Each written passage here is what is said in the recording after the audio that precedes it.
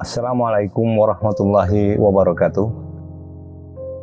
Bangsa Israel sering diceritakan sebagai bangsa yang bebal dan keras kepala. Bermula saat keturunan Nabi Yakub, yaitu anak-anaknya yang ingin membuang saudaranya sendiri, yaitu Nabi Yusuf. Dan seterusnya hingga pembangkangan kaum ini kepada Nabi Musa alaihissalam dengan menyembah patung lembu.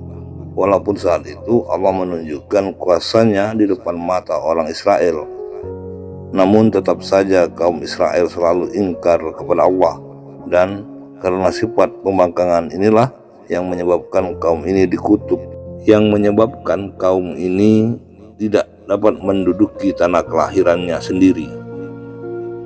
Bani Israel adalah golongan keturunan Nabi Yakub bin Ishak bin Ibrahim alaihissalam. Sejarah Bani Israel bermula ketika Nabi Ibrahim alaihissalam mengembara bersama pengikutnya menyeberangi sungai Efrat menuju ke Kanaan yang sekarang ini Palestina. Ibrahim mempunyai 2 orang istri.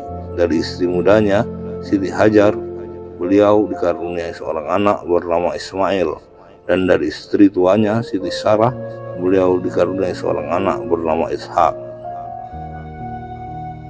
Ketika Nabi Muhammad SAW hijrah ke Madinah, beliau telah menemukan orang-orang Israel sebagai suatu komunitas penting di sana. Maka sebagai penghargaan terhadap mereka, Nabi Muhammad SAW menyusun Piagam Madinah yang mengatur hidup berdampingan secara damai antara umat Islam dan umat lain, termasuklah juga Israel. Namun kemudian bangsa Israel mengkhianati perjanjian tersebut, sehingga Al-Quran mengutuk mereka, Bani Israel, secara terus-menerus sebagai orang yang mengkhianati janji, dan mereka diusir dari Madinah.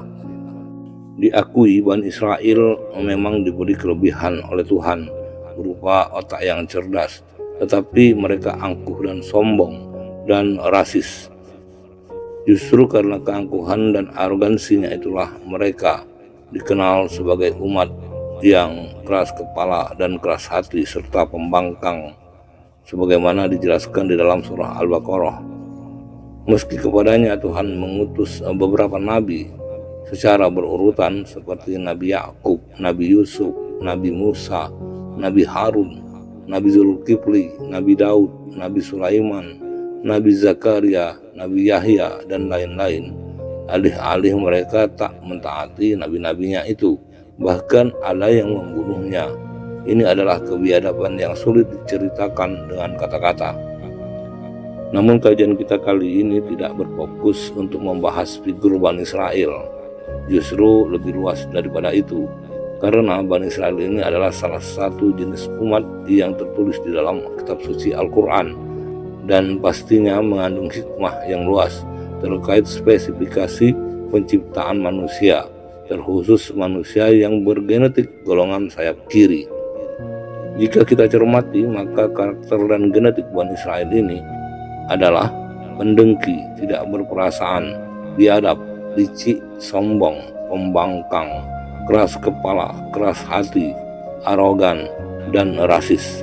Serta yang lebih buruk lagi adalah mereka ingkar kepada Allah.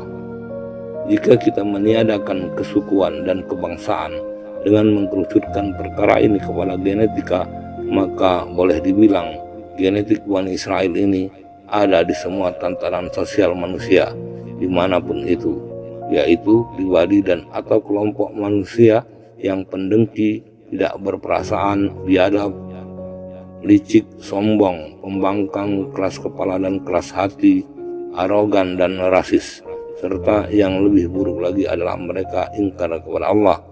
Jika kita mengimani Al-Quran, tentunya informasi mengenai tabiat Bani Israel ini adalah gambaran yang jelas yang Allah firmankan tentang contoh keburukan tabiat manusia, dan tentunya informasi ini Allah maksudkan agar kita mengambil pelajarannya, karena jika kita bertabiat demikian dan atau berteman dengan kelompok manusia dengan genetik Bani Israel ini, maka itu artinya kita termasuklah ke dalam golongan orang-orang yang terkutuk, dan itu juga artinya golongan orang-orang yang Allah murkai karena kesesatannya.